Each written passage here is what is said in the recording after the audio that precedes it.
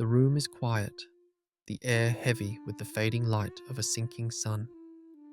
Against the fragile glow, an empty chair sits by the window, still and waiting, like a silent witness to a story that was never told. Outside, colours bleed softly into dusk, the world tipping into twilight. There is an ache in this stillness, a tenderness in the unspoken. It is the presence of something that might have been, a path left untravelled, a door gently closed and never reopened. This space, this moment, carries the weight of what we call regret. But what if regret is not merely a shadow to retreat from?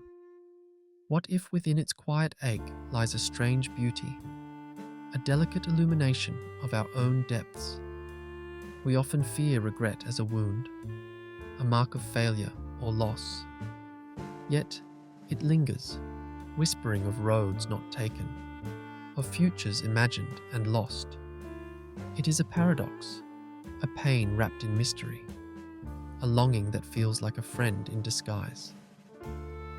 In this twilight between memory and desire, what is the psychology of what could have been? What does it reveal about who we are, about the secret spaces within us that only regret can open? And how might understanding this turn our gaze, not away from what is lost, but deeper into the richness of what remains?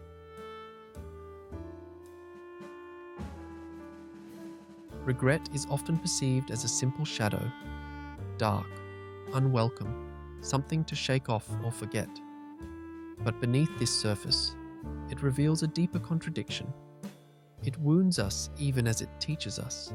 It confines our hearts yet stretches our imaginations. The paradox at the heart of regret is that it is simultaneously a prison of the past and a doorway to profound self-reflection. Psychologists call the mental habit of imagining alternative outcomes counterfactual thinking. It's what we do when we catch ourselves replaying moments and wondering, what if I had chosen differently? This act is both a sign of our creativity and our pain, an echo of our desire to rewrite history. Yet it sometimes breeds cognitive dissonance, a tension born when our actual choices clash with the ideals or hopes we hold for ourselves. Carl Jung's concept of the shadow offers another lens. Regret can illuminate the hidden parts of ourselves we rarely face, the fears, desires, or regrets we keep locked away. It is in facing these shadows that we gain a fuller view of our humanity, raw and unvarnished.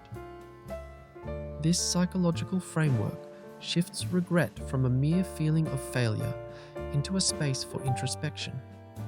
It asks us to recognize that hidden beneath our regrets are pieces of our identity, emotions that seek acknowledgement and growth. Through this lens, the chair by the window is no longer just a symbol of absence.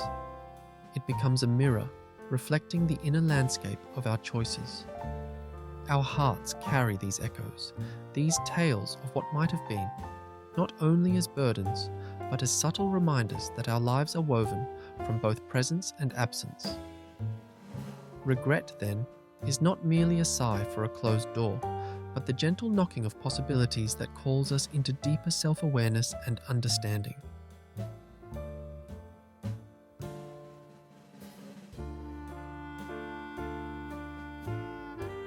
To wander into the psychology of regret is to walk a landscape both familiar and strange, a place where the heart's whisper meets the mind's reasoning. At its simplest, regret is the awareness of a loss or a missed opportunity. But beneath that awareness lies a complex interplay of emotions and cognition. The brain is naturally inclined toward counterfactual thinking, imagining alternate realities where choices were different and outcomes changed. Psychologists have discovered that this mental simulation serves two purposes. It can motivate us to change behavior and improve decision-making. but it also entangles us in repetitive, melancholic loops if unchecked. Regret's dual nature is evident here. On one hand, it is a teacher, a guide. On the other, it can be a tormentor. Cognitive dissonance complicates this further. When our actions diverge from our values or desires, dissonance arises as psychological discomfort. Regret is one form this discomfort takes, a painful yet honest confrontation with our own fallibility. Yet such confrontation opens a door to what Carl Jung described as the shadow. The shadow is the collection of parts of ourselves we deny or hide, the fears, doubts, and impulses lurking beneath our conscious self-image. Regret shines a light into this darkness. It is the shy recognition of the parts of us that feel incomplete or unresolved. Instead of fleeing this shadow, embracing it can foster integration and wholeness within the psyche. Stories provide the heartbeat of this inquiry. Consider the person who looks back on a love lost, imagining a different expression of self or courage that might have changed its course. Or the artist who regrets not pursuing a dream, yet finds in that regret a haunting muse that colours their creative work. In such narratives, regret is not mere sadness, but an intimate illumination of one's layered self. The evening light through the window, bathing the empty chair, is like a quiet metaphor for lingering possibility, a reminder that even in absence, presence remains. A paradox persists. Regret continually pulls us toward the richness of life's texture, blending loss with the profound yearning to understand and grow. Though it stings, regret is also strangely generative. Each what could have been is a thread linking memory to identity, weaving complexity into our sense of self. It is a strange beauty, this gentle ache.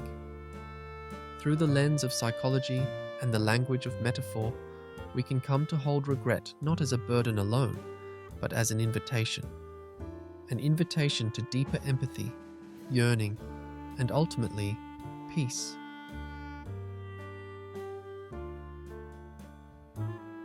There is a quiet transformation that occurs when we step into the heart of regret, not as a place to suffer, but as a chamber of human truth.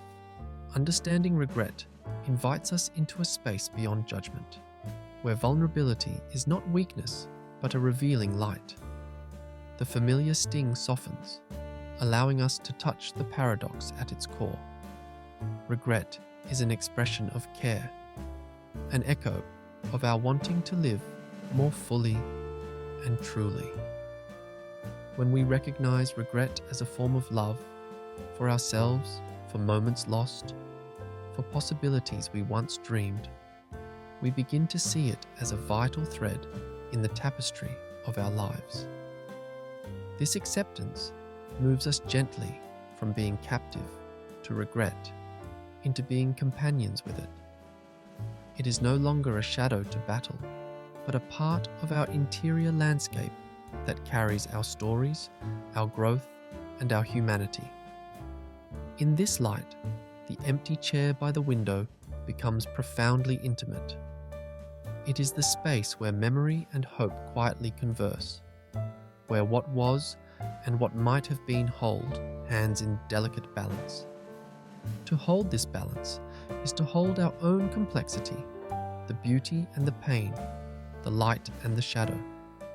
It is a moment of tragic grace, a soft exhale in the midst of longing. Many of us have faced nights where the silence after a difficult choice hums with the soundtrack of What If. Within that silence, there is an invitation not to erase the past, but to understand its place in how we have become. The ache of regret, paradoxically, is a measure of our depth.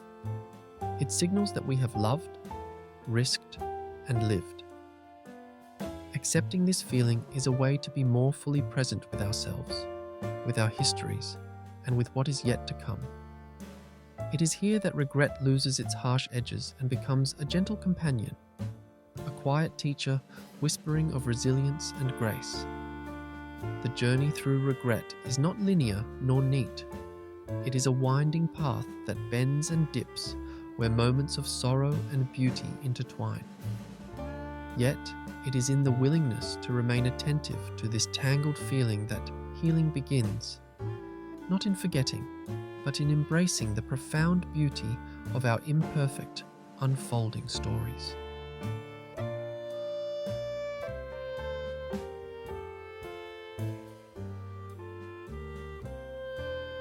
It wasn't a story of failure. It wasn't a lament for choices made or unmade. What we come to understand is that regret is a quiet witness, neither enemy nor friend, but something in between. It was never about perfection. It was about presence.